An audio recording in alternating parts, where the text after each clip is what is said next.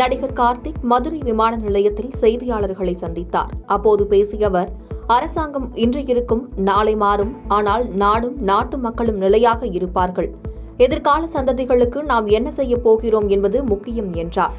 நடிகர் விஜயின் அரசியல் வரவு குறித்து கேள்விக்கு பதிலளித்த அவர், சரியான நேரத்தில் அரசியலுக்கு வருவதாக கூறினார். விஜயகாந்த் மகன் மற்றும் ராதிகா அரசியல் வருவது குறித்த கேள்விக்கு, தனது மூத்த சகோதரரின் மகன் அவர் வழியில் வருகிறார், முழு மனதுடன் வரவேற்போம் எனவும், சரத் என் நண்பர்தான், மக்கள் முடிவு செய்வார்கள் என்றார். இடையில வந்திருக்கேன், பட் வரணும். அது நம்ம நாட்டுக்கு செய்ய வேண்டிய கடமை. அது எந்த நிலையிலையும் வரணும். அதுதான் அது ஒரு மினிஸ்டரே சொன்னாங்க, நீங்கள் என்ன எது சொன்னாலும் தேசம் முக்கியன்றீங்கன்னு. ஏற்கனவே சொல்லியிருக்காங்க. தேசத்தை விட என்ன முக்கியம்? நம்ம மக்களை விட நமக்கு என்ன முக்கியம்? அதுதான். இப்போ இராணுவம் இருக்குது பார்டர்ஸில், இங்கே நம்ம காவல்துறை இருக்காங்க, இப்போ பொலிட்டிஷியன்ஸ் இருக்காங்க. நிறைய பேச வேண்டி இருக்கு. பார்டரில் இருக்கிறவங்களும் நம்ம நாட்டுக்குள்ளே இருக்கிறவங்களும் அவங்க பொறுப்பை கடமை தவறாமல் டெய்லி செய்கிறாங்க. எப்படி நீங்கள் செய்கிறீங்களோ. திருப்பூரில் அதிமுக பொதுச் செயலாளர் எடப்பாடி கே பழனிசாமி பிரச்சாரம் செய்தார். திருப்பூர் நாடாளுமன்ற தொகுதியில் போட்டியிடும் அதிமுக வேட்பாளர் பி அருணாச்சலத்துக்கு ஆதரவாக எடப்பாடி கே பழனிசாமி சிறப்புரையாற்றினார். அப்போது பேசிய அவர், இதுவரை செய்த நலத்திட்டங்கள் அனைத்தையும் எடுத்துக் கூறி வாக்கு சேகரித்தார். மேலும் ஜிஎஸ்டியால் தொழில் கடுமையாக பாதிக்கப்பட்டு உள்ளது, இதுகுறித்தும் நாடாளுமன்றத்தில் பேசி தீர்வு காண அதிமுகவுக்கு வாக்களியுங்கள் என கேட்டுக் கொண்டார். மேலும் தமிழ்நாடு முழுவதும் திமுக அரசு எப்போது முடியும் என்ற குரல் ஒலித்துக் கொண்டே இருப்பதாக கூறினார். அண்மையில ஸ்பெயின் நாட்டுக்கு போனார். எல்லா பத்திரிகையில ஊடகத்திலையும் செய்தி வெளியிட்டாங்க.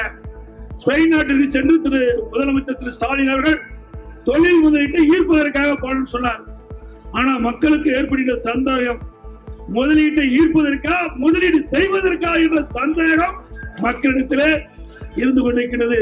அதற்கு என்ன காரணம்னா, பெருந்துறையில் இருக்கின்ற தொழிலதிபர் ஸ்பெயின் நாட்டிற்கு போய் தொழில் அங்க புரிந்துணர்வு ஒப்பந்தம் போட, என்ன வேடிக்கை பாருங்க.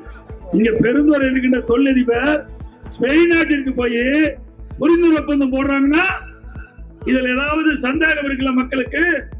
முதலமைச்சர் விளக்க வேண்டாமா? ஏன் பெருந்துறையில் இருக்கிற சென்னைக்கு வரவழைச்சு புரிந்துணர்வு ஒப்பந்தம் போட்டுக்கலாமே தொழில் செய்ய?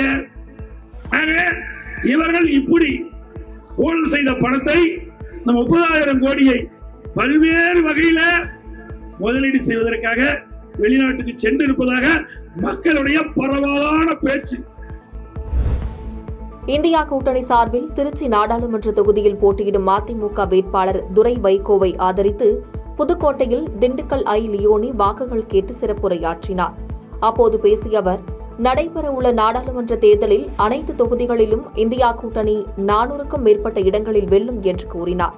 பிறகு மோடி உருவப்படத்தை காண்பித்து, இப்படி கும்பிடு போடுபவர்களை நம்பக்கூடாது என்று காட்டமாக தெரிவித்தார்.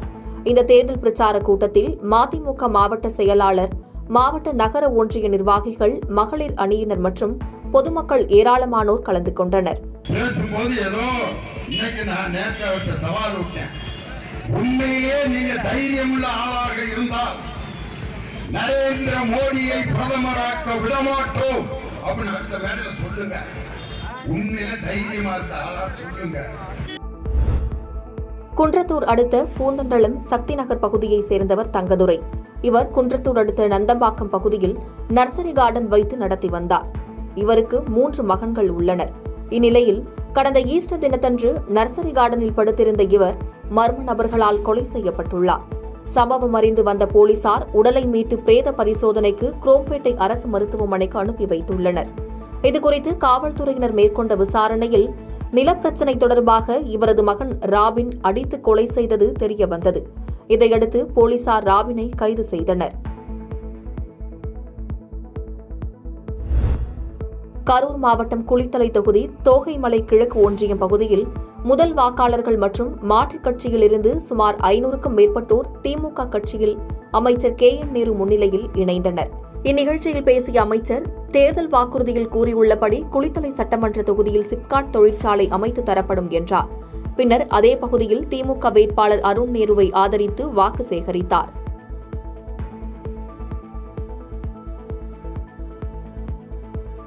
பாதகம் செய்பவரை கண்டால் நாம் பயங்கொள்ளலாகாது பாப்பா, மோதி மிதித்து விடு பாப்பா, அவர் முகத்தில் உமிழ்ந்து விடு பாப்பா.